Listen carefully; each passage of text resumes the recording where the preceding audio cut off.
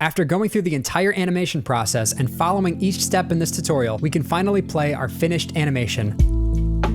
So in this video, I'm going to take you through the entire process from the initial inspiration and blocking all the way to the final animation. And if you stick around to the end of the video, you're going to see the animation fully lit and rendered by a professional. It's honestly amazing what lighting and sound design can do for your animation, so make sure you stick around for that at the end of this video. Before we get into it, there's something that I need to address right at the top that's going to influence the rest of this video. There's a lot of animated movies that I really want to reference in relation to the stylized animation look that we're going for here, but I can't. Because of the writer strike and actor strike currently going on in Hollywood, I want to be sure that I'm not supporting these struck companies by mentioning their films. We're going to try to go this whole tutorial without mentioning any of the animated films from struck companies. And instead, we're going to look at other examples from non-American studios, as well as my own personal animation experience. I do have several video essays that I'm working on currently that talk about specific animated films that need to be put on hold, unfortunately, but I need to give the actors and writers the respect they deserve and give them the space to make a deal with these studios before bringing in the conversation about other animated films. So for the next few videos, you might see me talking more about animation theory and principles rather than specific animated films. So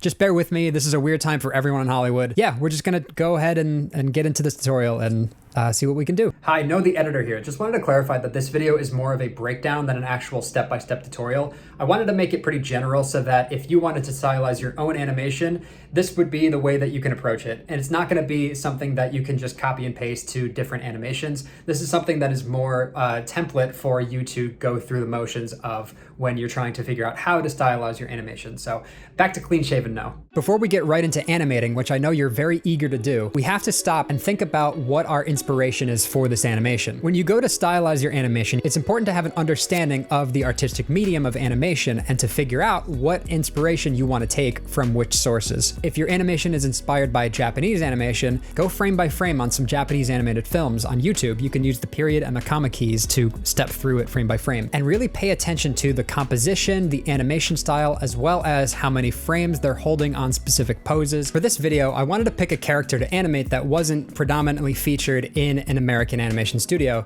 so I went with a character that is near and dear to my heart, Lewa from Bionicle. So now that I have the character that I'm going to be animating, I want to look at the world that the character inhabits to get inspiration for the animation style. Because Bionicle is a subset of Lego, I'm going to be looking towards brick films for inspiration. They have that animated on twos aesthetic, and I want the animation to feel kind of like a stop motion animated film. In addition, because I'm a Bionicle nerd, I'm going to be taking inspiration from the Montanui online game from 2001. This is a fan favorite from the Lego Bionicle community, and this is the kind of thing you need to think about when you're taking inspiration for your animation. If you understand the world of your characters, the animation style will naturally bubble to the surface. Understandably, not everyone will have a specific character in mind that they want to animate. If you just want to jump into the animation process and you want to use a free professional rig, I highly recommend the website agora.community, which you can find a link for in the description below. This website has really high quality rigs, and I highly recommend it to anyone animating in both Blender and Maya to take a look. On that note, because I want this tutorial to be accessible to as many people as possible, I'm going to be animating in Blender, but all of these principles can be applied if you're a Maya animator. So now that we're all properly inspired, let's get into the animation process itself. So the first step in animation is called blocking. In this process, I'm generally just putting down a few poses to make sure that I know what I want the character to be doing. In this example, I know that I want my character to come from off screen, leap into the air, and land on a branch. So what I'm gonna do is set the initial poses of the character launching into the air, him at his apex, landing on the branch, and then standing upright. Also, during the blocking pass, I'm working in what's called stepped animation, which means that the computer is not interpolating any in-betweens just yet. The way to get to stepped view in Blender is to go to the graph editor, right-click on your keyframes, hit interpolation mode, and select constant. This is going to take all of your poses and hold them until the next keyframe forces the animation to change to the next pose. What this does is it gives you a good overview of what your main poses are going to be before the computer starts to do any interpolation. Because we're going for an animation look that's on twos, it's really important that we are fighting the computer to get the poses that we're actually looking for. So for this process, I'm going to try not to have any smooth interpolation that would normally be done by the computer. Quick pause for coffee.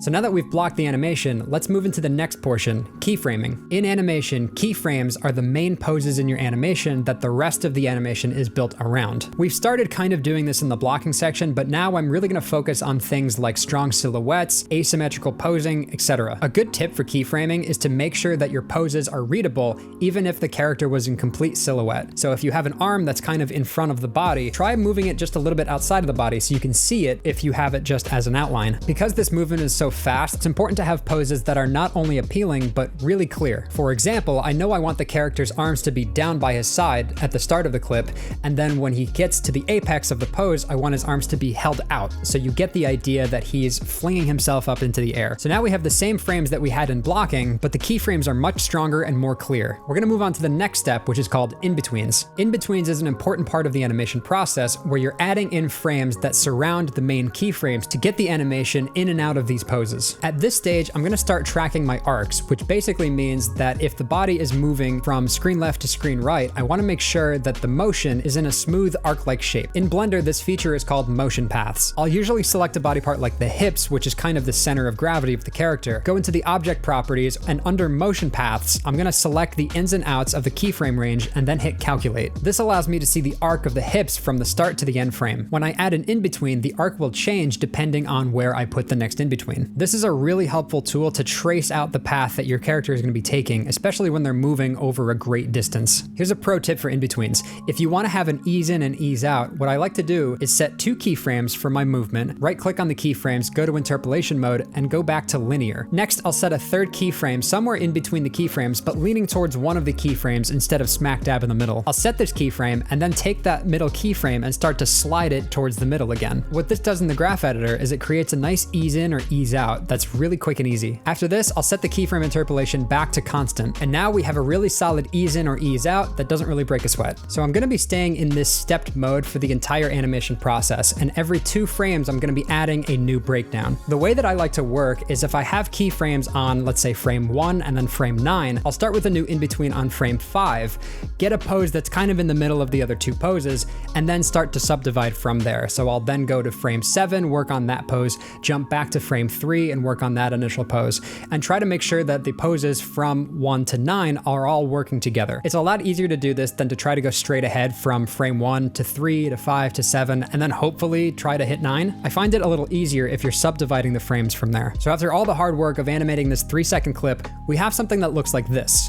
And this is looking pretty good, but we can definitely do better. The next step is what I call the push pass, and this is my favorite part of the animation process. At this point, my spacing is pretty accurate, but the timing of it needs to be adjusted. In certain Japanese animations, if they want to emphasize a movement that's really quick, instead of having the animation stay on 2s, they might add just 1 frame in between so that you have a section that is animated on 1s. I'm gonna play with this idea for when Liwa flies into the air initially. The way that I'll do this is I'll go to the frame where I want the animation to ramp up to, put my playhead at that frame, hit the S key, and start to scale the keyframes on the X-axis so that they get closer and closer together. When we play this back, we see that the character flies into the air much quicker than he did before. I'm going to apply this same principle for the front flip itself and the flourish that the character does when he lands. Now, I didn't know I was going to do this before I started animating. This was something that I discovered along the way. So when you're animating, try to find spots that you want to emphasize a movement and start to play with the timing a little bit. If you have a character swinging a sword, for example, try to speed up the keyframes so that the sword flourish is a lot quicker. You'll find that this really stands out against the animation that's on 2s. Something to keep in mind, if you have a camera move while you're animating on 2s, you're probably going to want to do this technique, which I found out by just going frame by frame on some animated films. I don't know if it has a name, I'm just going to call it the camera hold technique. If you notice, when I move the camera and I have the animation on 2s, if you go frame by frame, you can see that the character is holding their pose, but they aren't in the same position because of the camera move. And when you play this animation back, it's going to feel a little bit stuttery. It might be hard to see, but it's something that you're going to feel rather than see. So we want to make sure that we can correct this. Once I have my animation kind of in a place where I'm happy, this is kind of a janky solution, but what I do is I'll zoom into the hip joint and put the origin cursor kind of on a spot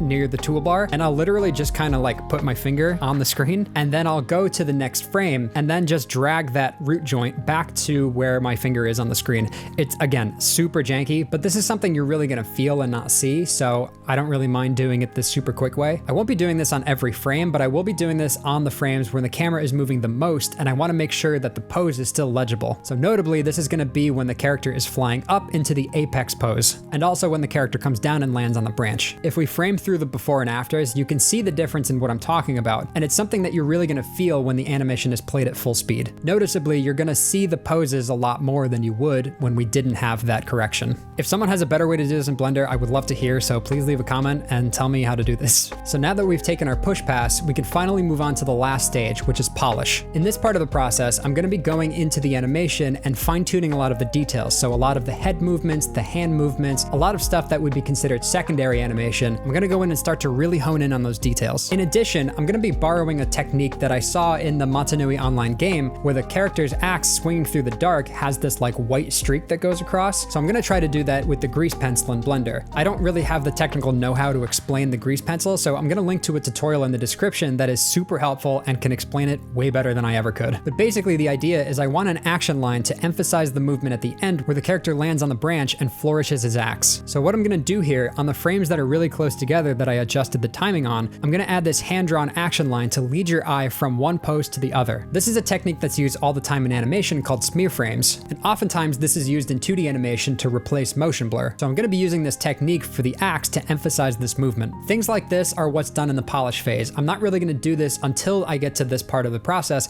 because I don't want to be adjusting my animation and my smear frames at the same time if I have to go back in and make a change. Even though it's one of the most fun parts of the process, I'm going to have to be diligent and save this to the end. After going through the entire animation process and following each step in this tutorial, we can finally play our finished animation.